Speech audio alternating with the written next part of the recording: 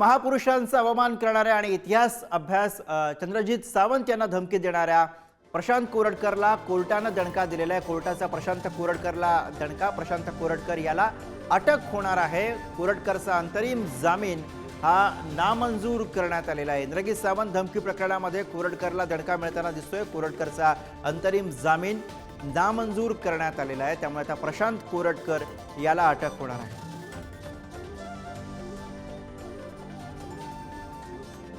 आता न्यायालयानं सुद्धा न्यायदेवतेनं सुद्धा त्यांच्याबद्दल जी भूमिका घेतलेली आहे त्यामुळं असं विकृतीकरण करणारा महाराष्ट्रामध्ये तेढ निर्माण करणारी जी काही हे व्यक्ती आहे याला तातडीनं पोलिसांनी कुठल्या बिळात बसला असेल तिथून बाहेर काढून अटक करावी आणि कायद्यानुसार जे काही कारवाई करायची ती केली पाहिजे।